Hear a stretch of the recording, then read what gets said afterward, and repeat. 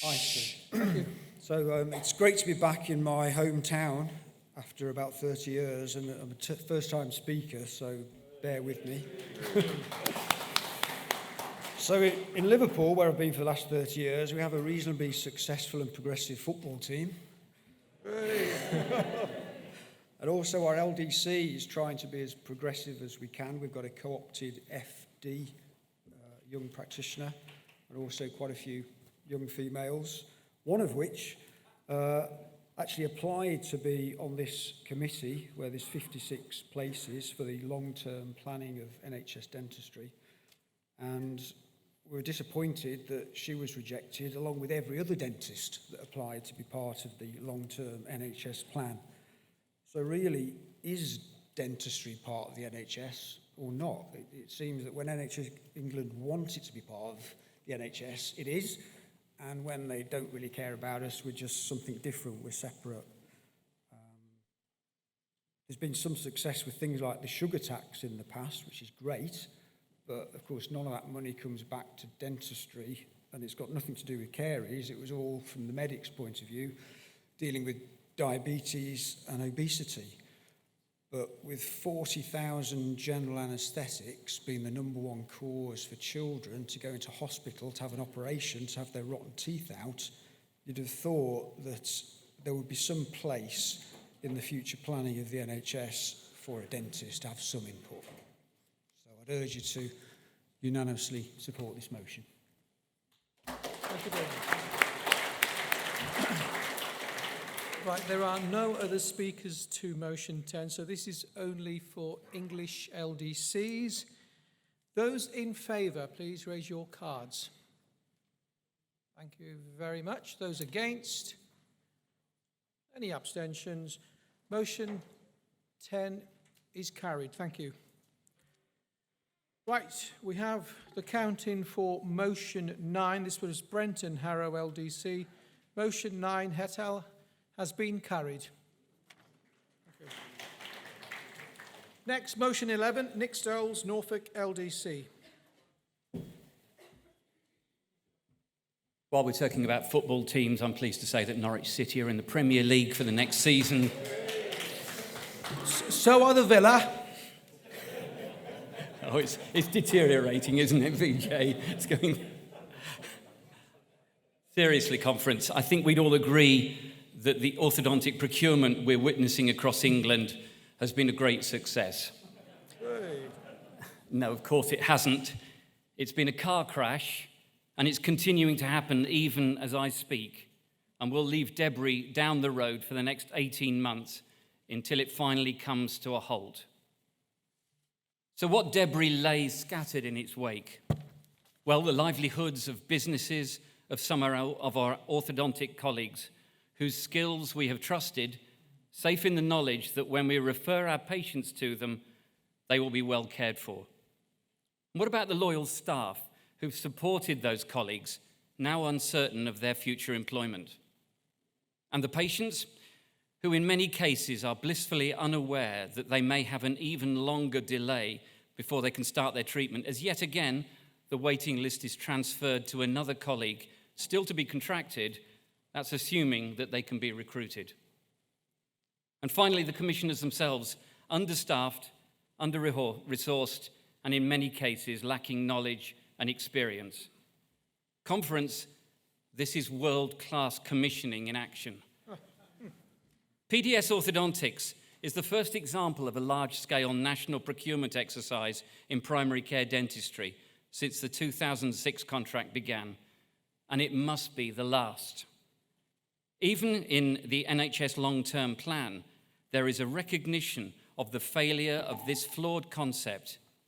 It states, the current rules lead to wasted procurement costs and fragmented provision, particularly across the GP, urgent care, community health workforce. And I think we can add dentistry to that list, although it's probably asking a little too much for us to be recognised as a specific group in any NHS document these days.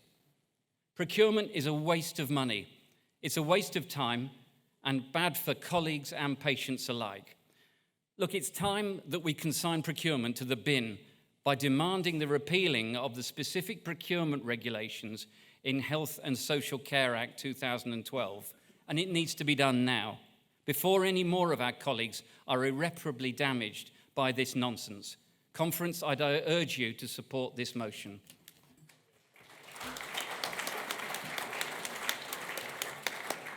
Thank you very much, Nick. Dave Cottam is speaking for the motion. Conference, it doesn't stop with just orthodontics either. The long-term plan, whatever contract we end up with, is that any future new contracts will also be PDS and time limited, whether it be 7+3 or 7+5.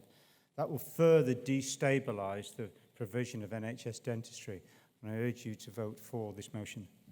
Thank you, Dave. Right, we shall now go to the vote. Motion 11. This is only English LDCs again. Those in favour, please. Those against? Against, sir? Thank you. Any abstentions? Right, that motion's carried. Thank you. Motion 12, Dominic Kiander. This is a good one, Dominic. Cornwall, Isle of Scilly's LDC. Thank you.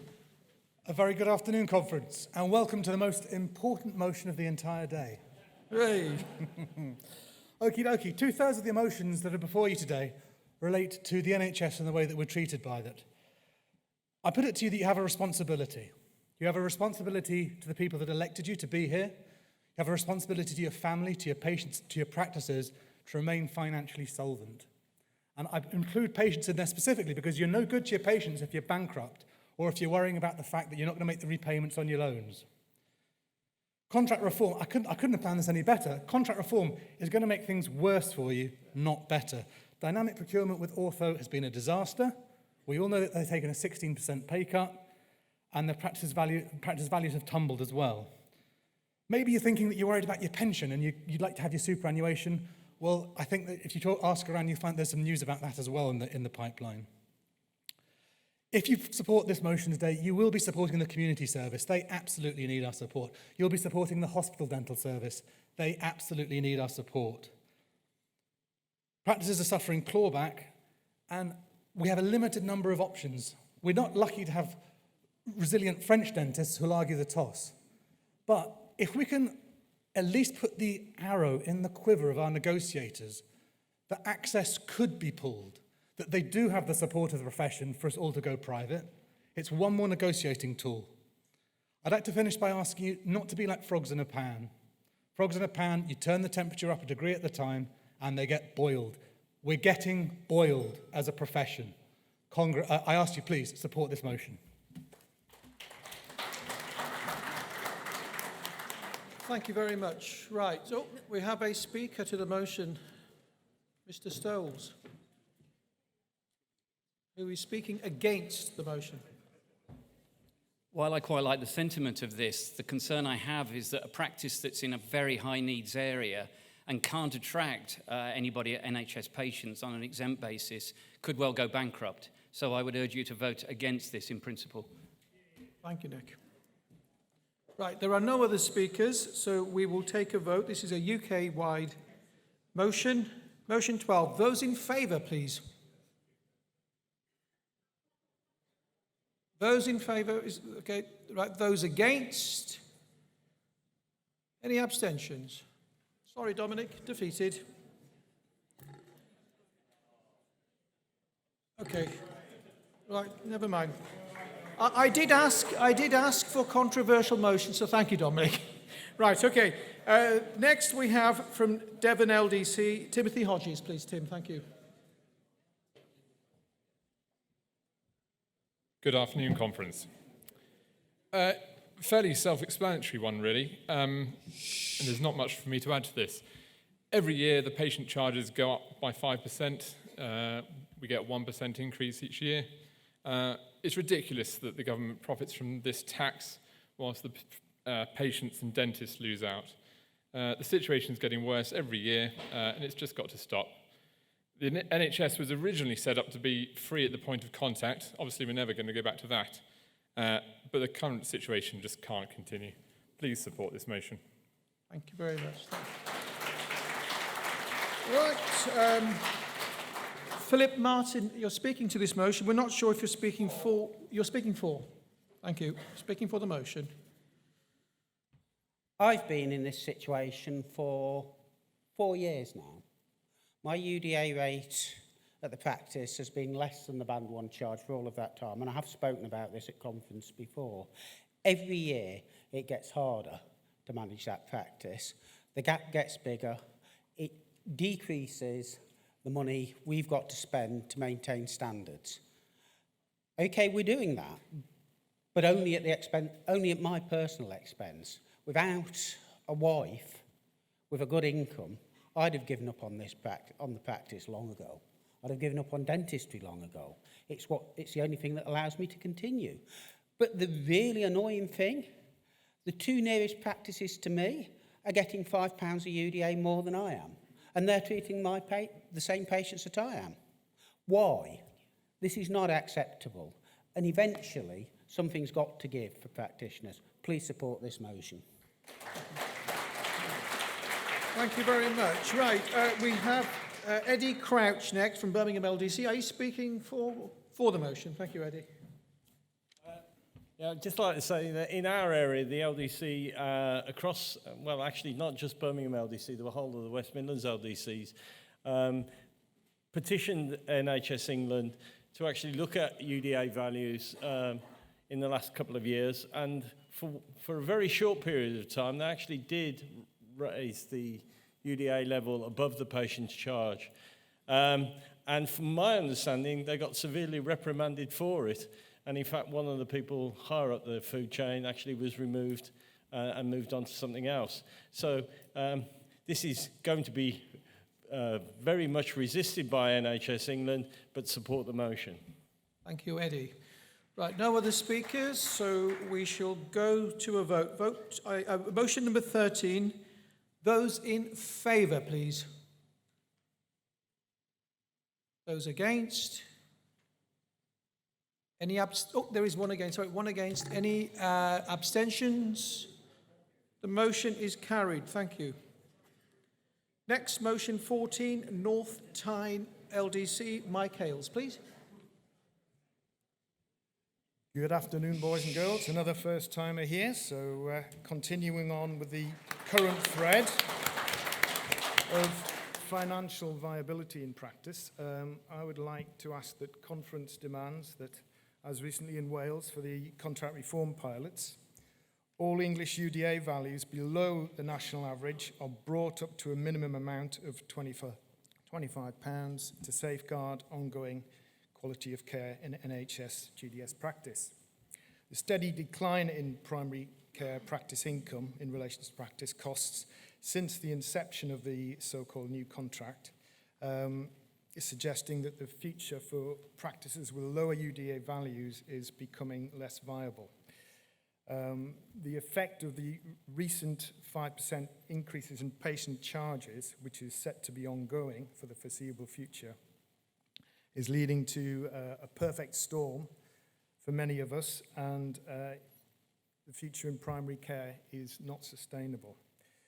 Money is being removed at an increasing rate in terms of clawback, and in my view, there's no excuse when they say the money isn't available to raise UDAs at the lower end. I think it's totally unreasonable for the government to expect dental practices to act as tax collecting centres, and is an ominous sign of the low regard that we are all held in practice. I would hope that you will all support this motion. Thank you. Thank you very much. We don't have any speakers to this motion, so we shall... Oh, sorry, we have Ian Gordon speaking for the motion. Ian Gordon.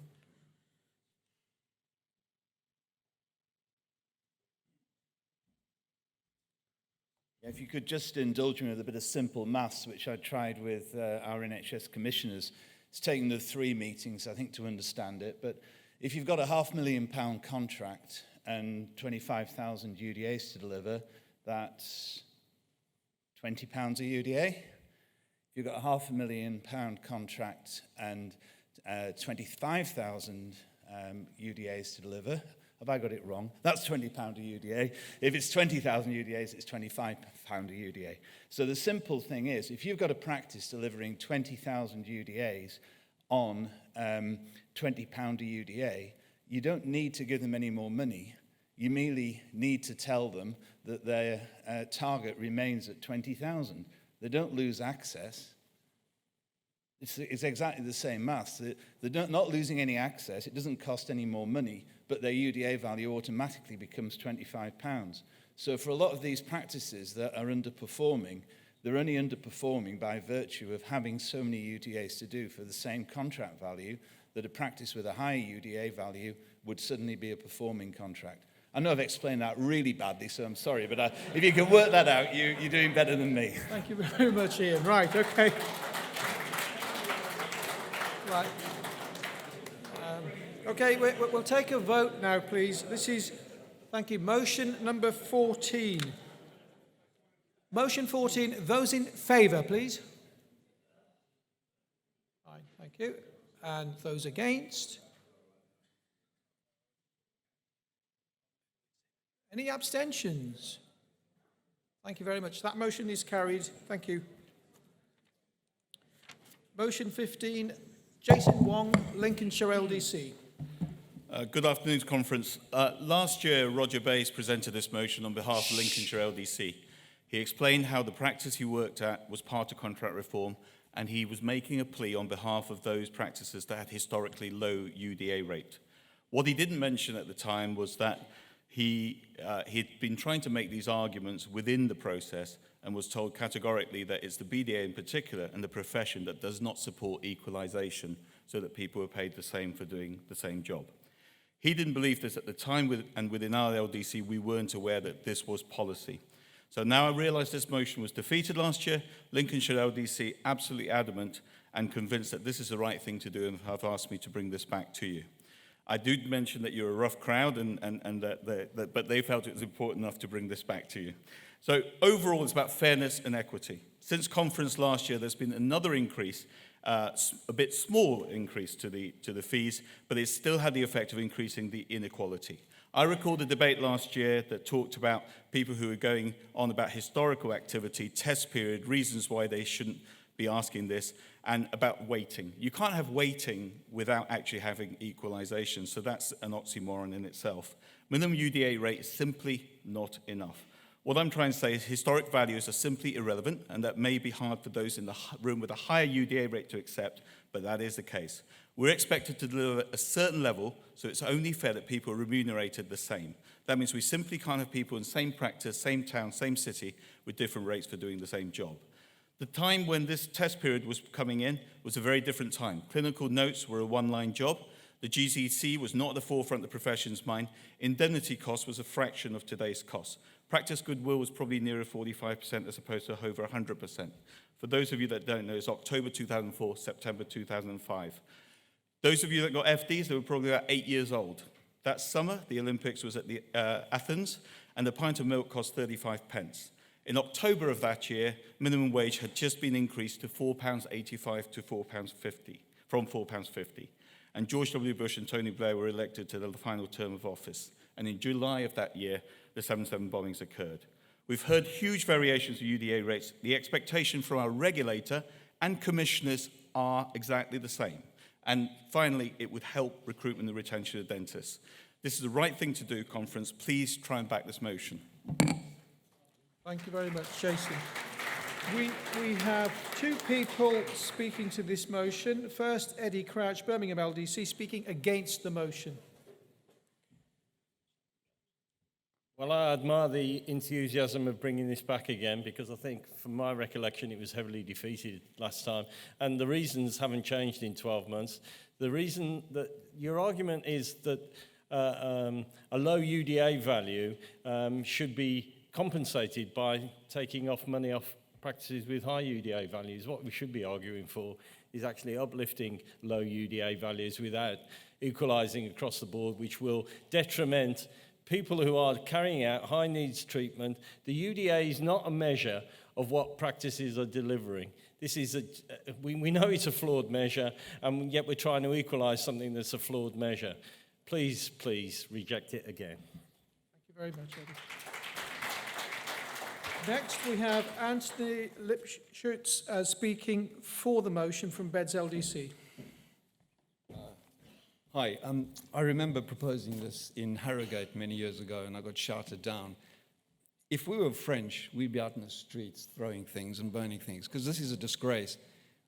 The UDA values should be equalized. It's only fair.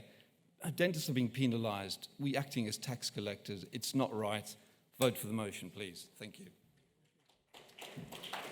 And next, we have Bill Powell from Liverpool voting for the motion.